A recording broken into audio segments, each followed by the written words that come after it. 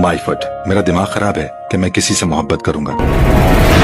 मोहब्बत? क्या मैं उससे मोहब्बत करता हूँ? क्या वो मेरा पछतावा नहीं है, कुछ और है? तो ये पछतावा नहीं मोहब्बत है। वो तबाइफ के कोठे पर सजदे करने वाला पहला मर्द था। मैं और किसी भी लड़की से मोहब्बत करूं, सवाल ही पैदा नहीं होता। बहुत साल पहले अक्सर कहा जाने वाला जुमला उसे याद आया, अगर मैंने अपनी जिंदगी में कभी कोई नेकी की है तो मुझे उसके एवज इमामा हाशिम दे दे। सरे तूर हो, सरे हश्र हो, हमें इंतजार कबूल है। वो कभी मिले, वो कहीं मिले, वो कभी सही, वो कहीं सही। फिर उसे भूल जाओ। कोई सांस लेना भूल सकता है? साला, तुम अपनी सारी जिंदगी इमामा हाशिम के लिए तो जाया नहीं कर सकते। मैं कुछ भी जाया नहीं कर रहा हूँ, न जिंदगी को, न वक्त को, न अपने आप। मैं अगर इमामा हाशिम को याद रखे हुए हूँ तो सिर्फ इसलिए क्योंकि मैं उसे भुला नहीं सकता। ये मेरे बस में नहीं। वो मेरी पूरी जिंदगी को डोमिनेट करती है। मुझे अपने वजूद पर भी कोई इख्तियार नहीं रहा। वो औरत मेरी जिंदगी के हर रास्ते पर खड़ी है। मैं यहाँ खड़ा तुझसे पाक औरतों में से एक को मानता हूँ। मैं इमामा हाशिम को मानता हूँ। तो क्या उसे मेरी जिंदगी से निकाल देने का फैसला हुआ है?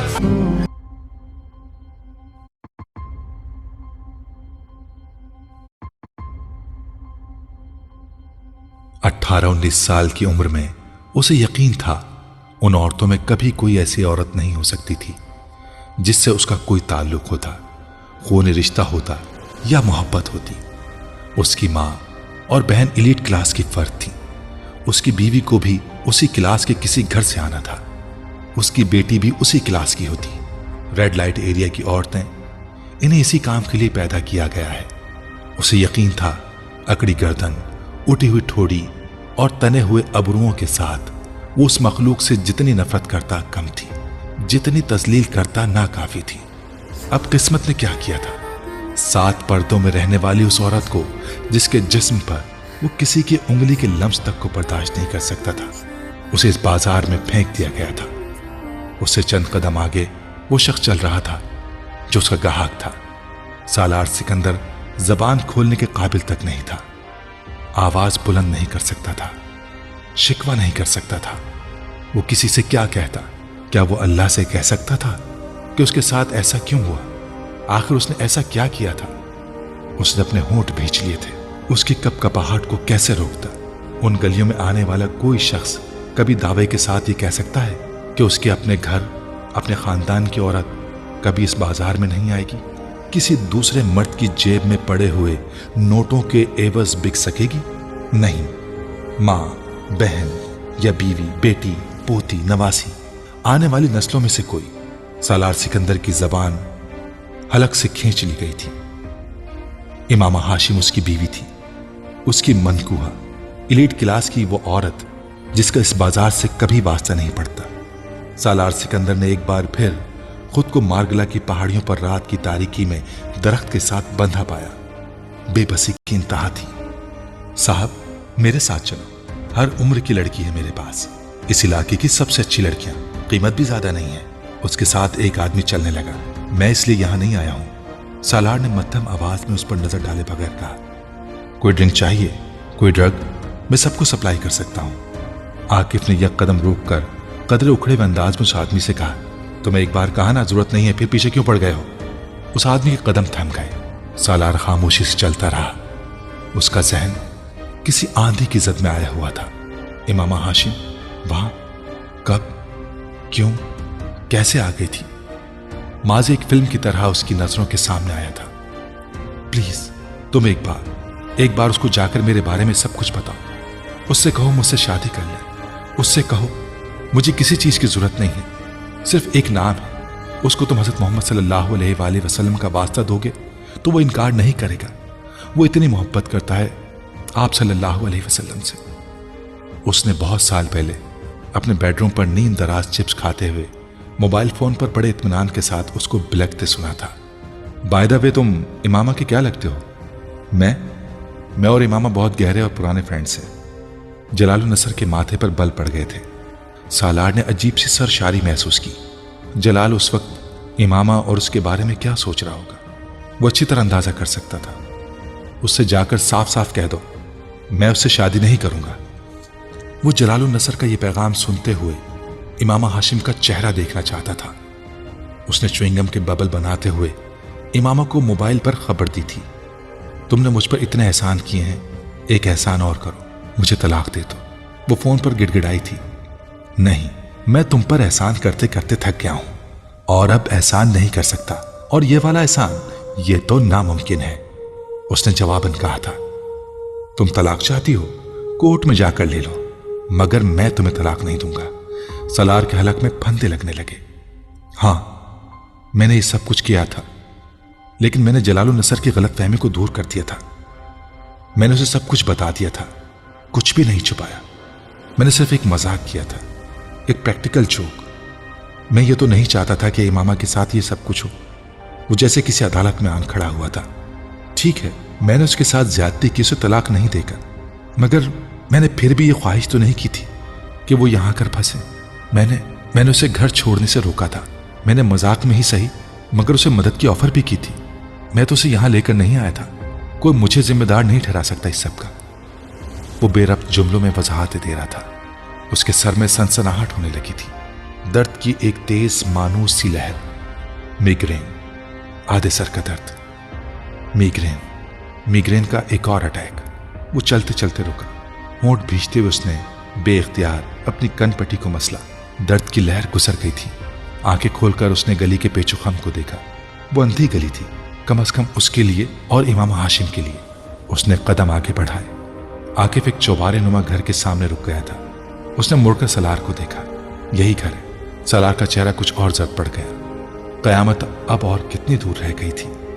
ऊपर की मंजिल पर जाना है, सुनोबर ऊपर ही होगी, आकिफ कहते हुए एक तरफ मौजूद तंग और तारीक सी सीढ़ियां चढ़ने लगा। सलार को पहली सीढ़ी पर ही ठोकर लगी। वो बेख्तियार झुका। आकिफ ने मुड़कर उसे देखा और रुक गया। एहतियात से आओ, सीढ़ियों की हालत ज्यादा अच्छी नहीं है। ऊपर से ये लोग बल्ब लगवाने की भी रवादार नहीं। सलार सीधा हो गया। उसने आकिफ का सहारा लेकर ऊपर वाली सीढ़ी पर कदम रखा।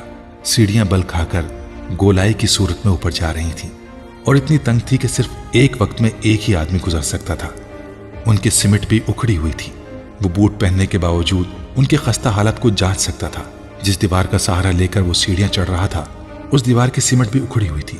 सालार अंधों की तरह दीवार टटोलते हुए सीढ़ियां चढ़ने लगा। पहली मंजिल के एक दरवाजे के खुलते ही पट से आने वाली रोशनी ने सालार की रहनुमाई की थी।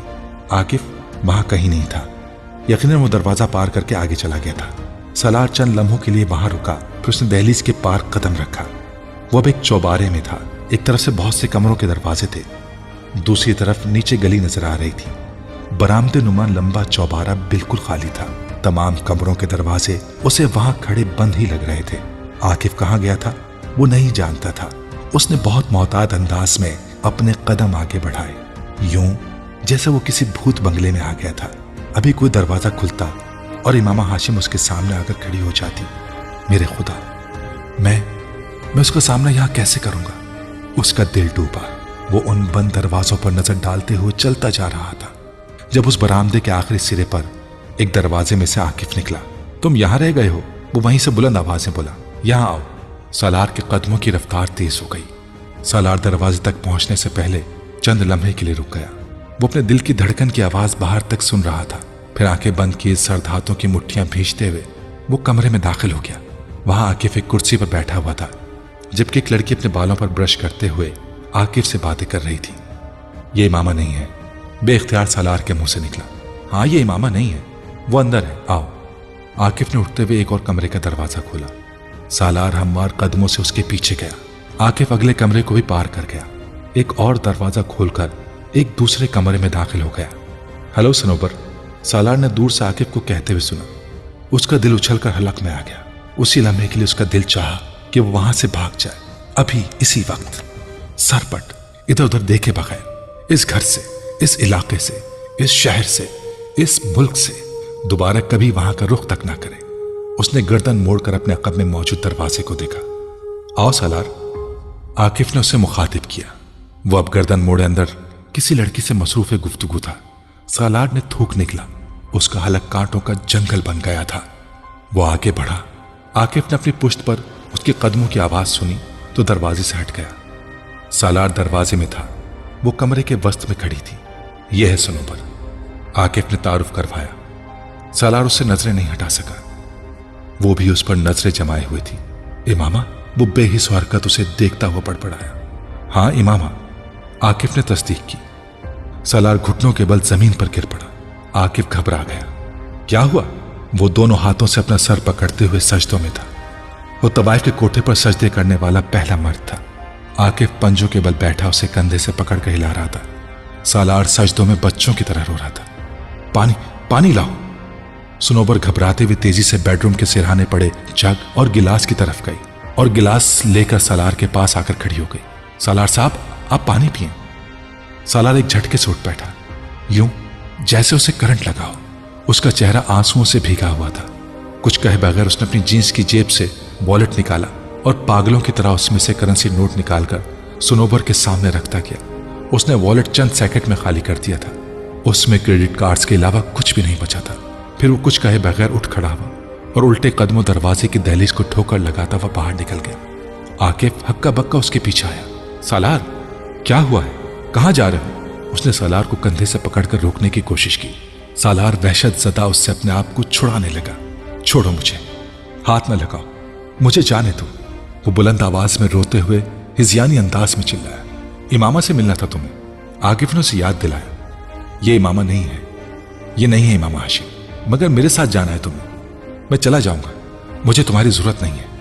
वो उल्टे कदमों कंधा चुड़ाकर भागता हुआ कमरे से निकल गया। आकिफ जेरे लब कुछ बड़बड़ाया। उसका मूड ऑफ हो गया था। मुड़कर वो सुनोबर के कमरे में घुस गया, जो अभी भी हैरानी से नोटों के ढेर को देख रही थी। सीढ़ियां अब भी उसी तरह तारीक थी, मगर इस बार वो जिस जहनी हालत में था उसे किसी दीवार, किसी सहारे, किसी रोशनी की जरूरत नहीं थी। वो अंधाधुंध तारीक सीढ़ियों से नीचे भागा और बुरी तरह गिरा। अगर सीढ़ियां सीधी होती तो वो सीधा नीचे जा गिरता, मगर सीढ़ियों की गोलाई ने उसे बचा लिया था। वो अंधेरे में एक बार फिर उठा। घुटनों और टखनों में उठने वाली टीसों से बेपरवाह उसने दोबारा उसी तरह भागते हुए सीढ़ियां उतरने की कोशिश की। चंद सीढ़ियां उतरने के बाद लगाई जाने वाली छलांग ने उसे फिर जमीन बोस किया था। इस बार उसका सर भी दीवार से टकराया। वो खुशकिस्मत था, उसकी हड्डी नहीं टूटी। शायद सीढ़ियों से गिरने के बाद नीचे वाली सीढ़ियों पर आ गया था। सामने गली की रोशनी नजर आ रही थी। वो सीढ़ियों से निकल आया था, मगर आगे नहीं जा सका। चंद कदम आगे चलकर उस घर के बाहर थड़े पर बैठ गया। उसे मतली महसूस हो रही थी। सर को थामते हुए उसे बेख्तियार उबकाई आई। वो थड़े पर बैठे बैठे झुक गया था। वो उबकाइयां करते हुए भी उसी तरह रो रहा था। गली में से गुजरने वाले लोगों के लिए ये सीन नया नहीं था। यहाँ बहुत से शराबी और नशेई जरूरत से ज्यादा नशा इस्तेमाल करने के बाद यही सब कुछ किया करते थे। सिर्फ सालार का लिबास और हुलिया था जो उसे कुछ मुहज्जिब दिखाई दे रहा था, और उसके आंसू और वावेला किसी तवाइफ की बेवफाई का नतीजा था शायद। तवाइफ का कोठा हर किसी को रास नहीं आता। गुजरने वाले तंजिया मुस्कुराहट के साथ उसे देखते हुए गुजर रहे थे। कोई उसके पास नहीं आया था। इस बाजार में हालो अहवाल जानने का रवाज नहीं था। आकिफ नीचे नहीं आया था। आता तो शायद सालार के पास रुक जाता। इमामा हाशिम वहां नहीं थी। सुनोबर इमामा हाशिम नहीं थी। कितना बड़ा बोझ उसके कांधों से उठा लिया गया था। कैसी अजियत से उसे बचा लिया गया था। तकलीफ देकर उसे आगाही नहीं दी गई, सिर्फ तकलीफ का एहसास देकर उसे आगाही से शनासा कर दिया गया था। उसे वहां ना देखकर वो इस हालत में जहां पहुंचा था, वो उसे वहां देख लेता तो उस पर क्या गुजरती। उसे अल्लाह से खौफ आ रहा था, बेपनाह खौफ। वो किस कदर ताकतवर था, क्या नहीं कर सकता था। वो किस कदर मेहरबान था, क्या नहीं करता। इंसान को इंसान रखना उसे आता था, कभी गजब से, कभी एहसान से। वो उसे उसके दायरे में ही रखता था। उसे कभी अपनी जिंदगी के उस स्याह बाप पर इतना पछतावा, इतनी नफरत नहीं हुई जितनी उस वक्त हो रही थी। क्यों आता था मैं यहां पर? क्यों खरीदता था मैं उन औरतों को? क्यों गुनाह का एहसास मेरे अंदर नहीं जागता था? वो चबूतरे पर बैठा दोनों हाथों से सर पकड़े बिलक रहा था। अब जब मैं सब कुछ छोड़ चुका हूं तो अब क्यों?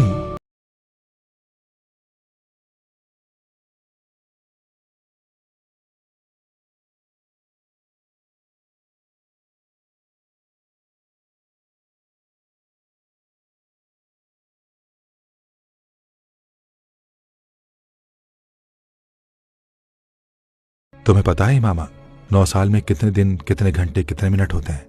इमामा ने होंठ भींचते हुए नल बंद कर दिया। वो उसके पीछे खड़ा था, इतना करीब कि अगर मुड़ने की कोशिश करती तो उसका कंधा जरूर उसके सीने से टकरा जाता। उसने मुड़ने की कोशिश नहीं की। वो अपनी गर्दन की पुश्त पर उसकी सांस लेने की मध्यम आवाज सुन सकती थी। क्या इन सालों में एक बार भी तुमने मेरे बारे में सोचा, सालार के बारे में? उसके सवाल मुश्किल होते जा रहे थे। What is next to ecstasy? वो जवाब का इंतजार किए बगैर कह रहा था। तुमने कहा था पेन। तुमने ठीक कहा था, इट वॉज पेन। मैं यहाँ इस घर में हर जगह तुम्हें इतनी बार देख चुका हूँ कि अब तुम मेरे सामने हो तो मुझे यकीन नहीं आ रहा। मुझे लगता है मैं कोई ख्वाब देख रहा हूँ। आंखें खोलूंगा तो सब कुछ होगा, बस तुम नहीं होगी। आंखें बंद करूंगा तो भी उस ख्वाब में दोबारा नहीं जा पाऊंगा, वहां नहीं होगी। मुझे तुम्हें हाथ लगाने से डर लगता है। हाथ बढ़ाऊंगा तो सब कुछ तहलील हो जाएगा। वो इतने करीब था कि जरा झुकता तो उसके होंठ उसके बालों को छू जाते, मगर वो उसे छूना नहीं चाहता था। और तुम कौन हुई मामा? आमना, मेरा बहन, या फिर कोई मौजज़ा? क्या मैं तुम्हें ये बताऊं कि मुझे तुमसे?